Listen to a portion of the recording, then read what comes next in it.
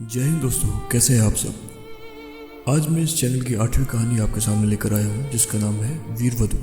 यह बहुत ही heart touching और मार्मिक कहानी है। मुझे उम्मीद है ये आपको जरूर पसंद आएगी। तो शुरू करते हैं इसे। वो फौजी के साथ ब्याह कर ससुराल आई थी। कुछ ही दिन की छुट्टी मिली थी फौजी को। फौजी जानता था कि छुट्टी खत्म होने के बाद कई महीने विरह की आग में जलना पड़ेगा, उसे भी और उसकी पत्नी को भी। लेकिन विरह की घड़ी कुछ ज़्यादा ही जल्दी आ गई। छुट्टियां रद्द कर दी गई थी। कारगिल में जंग शुरू हो चुकी थी। 10 दिन पहले ही आने का बुलावा आ गया। फौजी की पत्नी के चेहरे पर मायूसी साफ साफ दिख रही थी। उसके नैनों की चंचलता खो गई थी। भरे सागर जैसी गहरी आंखों से पानी बस बांध तोड़कर बहने को तैयार था। फौजी ने अपनी पत्नी को आलिंगनबद्ध किया और बोला, फौजी से ब्याह किया है तूने तो मन मजबूत तो करना ही पड़ेगा। बस तेरा पति ही नहीं हूँ मैं, अपने प्लाटून का सिपाही और भारत माँ का बेटा भी हूँ मैं।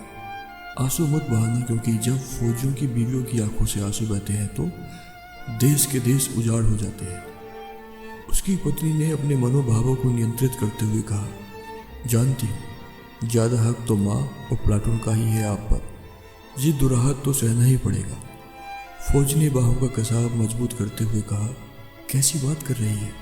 सबकी मांगों के सिंदूर सलामत रहें। भैया दूज पर किसी बहन की आंखों में आंसू ना हो और होई पर हर माँ खुशी से व्रत रखे। बस इसीलिए ही तू फौजी सीमा पर खड़ा होता है।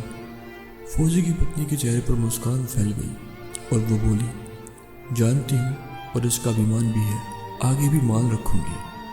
फौजी ने अपनी आंखों में याचना के भाव लाते हुए कहा, कल जब मैं जाऊं तो तू मुझे दुल्हन की तरह सजकर विदा करना। वैसे भी अभी तो तू नई नवेली दुल्हन ही है। उसकी पत्नी की मुस्कुराहट में प्रेम से भरी स्वीकृति थी। फौजी को विदा करने के लिए उसकी पत्नी ने 16 श्रृंगार किए। आज वो उस दिन से भी ज़्यादा सुंदर लग रही थी जब वो दुल्हन बनकर फेरों की वेदी पर आई थी। फौजी ने चुटकी ली और कहा, मुझे नहीं पता था तू बनाव श्रृंगार में इतनी माहिर है। आज तुझे देखकर लग रहा है कि तुझसे सुंदर कुछ नहीं।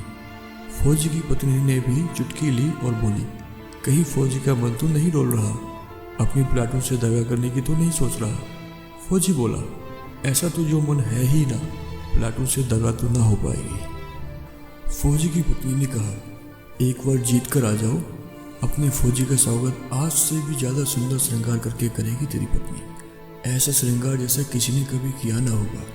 फौजी ने आश्चर्य से कहा, इससे भी सुंदर हो सकता है कुछ। फौजी की पत्नी ने कहा, जीत कर वापस आना और खुद देख लेना। फौजी ने प्रेम से परिपूर्ण मुस्कान से उत्तर दिया, लेकिन कुछ नहीं बोला और मुड़कर चल दिया। फौजी की पत्नी ने अभिमान के साथ कहा, जीत कर ही आना फौजी। फौजी रुका और बिना उसकी तरफ देखे कहा, हाँ जीत कर ही आऊँगा। बस ये नहीं कह सकता कि मैं तुझे आगे बढ़कर गले लगाऊंगा या तू मुझे आगे बढ़कर गले लगाएगी। इतना कहकर फौजी चल दिया।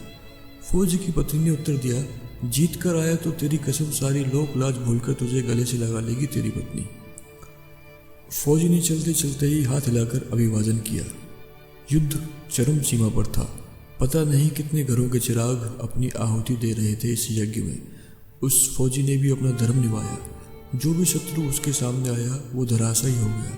जितने घाव फौजी के शरीर पर बनते थे उसका रूप उतना ही विकराल हो जाता था। काल प्रतीक्षा कर रहा उसकी पूर्ण आहुति की इस राष्ट्र यज्ञ में, लेकिन शायद उसके विकराल स्वरूप को देखकर काल भी ठिठक गया। और जब तक उस फौजी ने मोर्चा न जीत लिया, काल भी उसके निकट नहीं आया। फौजी अपने प्राणों का उत्सर्ग कर चुका था। उसका चेहरा तेज में था। फौजी का मृत शरीर उसके घर लाया गया। ऐसे कोई नहीं था जिसके नेत्रों से अश्रुधारा न बह रही हो। पूरे गांव को गर्व था फौजी की वीरता पर। पीढ़ियों तक उसकी वीरता के किस्से गांव में मान बढ़ाएंगे। फौजी की पत्नी आई और कपड़े हटाकर फौजी का चेहरा देखा। चेहरे पर कुछ लगा था। उसने उसे हटाया और दोनों हाथों से बलैया लेते हुए बोली, कितनी सजदी है वर्दी मेरे फौजी पर, किसी की नजर न लगे। फिर उसने फौजी के माथे को चूमा। तभी एक हवा का झोंका आया और उसके कानों में फौजी की आवाज़ सुनाई दी, एक वादा तो निभा दिया पर दूसरा नहीं निभाया तूने। बोल रही थी कि ऐसा श्रृंगार करेगी जैसा किसी ने न किया हो, लेकिन तूने तो ना लाली लगाई न सिंदूर। फौजी की पत्नी ने तुनक कर उत्तर दिया, जा नहीं करती श्रृंगार फौजी, दुराहत कर गया ना मेरे साथ, बस माँ से ही प्यार था तुझे। फिर उसने फौजी के चेहरे को अपने हाथों में लेकर कहा, तेरी वीरता के मान का श्रृंगार ऐसा चढ़ा है फौजी कि अब किसी श्रृंगार की जरूरत ही नहीं। तूने अपना खून बहाया तो मैंने अपना सिंदूर वार दिया भारत माँ के चरणों में। तुझसे एक रत्ती भी कम नहीं है भारत माँ से मेरा प्यार फौजी। फौजी की पत्नी के चेहरे पर स्वाभिमान का तेज बिखर रहा था, एक भी आंसू नहीं था उसकी आंखों में। वो सौंदर्य की अप्रतिम प्रतिमा लग रही थी। रति और कामदेव भी ऐसा श्रृंगार नहीं कर सकते हैं जैसा श्रृंगार उस फौजी की प्रति उसके प्रेम के अभिमान ने किया था। इसी के साथ ये कहानी समाप्त होती है। मुझे उम्मीद है कि आपको ये वीर रस से भरी हुई कहानी जरूर पसंद आई होगी, और जिसमें मैंने दिखाने की कोशिश की है कि एक सैनिक जब शहादत के बाद अपने घर लौटता है तो उसकी पत्नी किस वियोग में होती है, लेकिन कैसे वो अपने आंसू पोंछकर अपने पति का सम्मान करती है, उसके प्रति अपनी भावनाओं को दर्शाती है। इसी दुखद कहानी का अंत करते हुए मैं आपसे विदा लेता हूँ और आपसे निवेदन करता हूँ कि अगली कहानी को जल्द ही मैं लेकर आऊँगा। तब तक के लिए आप इस चैनल पर बने रहिएगा और चैनल को लाइक ज़रूर कीजिएगा, सब्सक्राइब ज़रूर कीजिएगा, ताकि मैं ऐसी कहानी आपके सामने लाता रहूँ। धन्यवाद। जय हिंद।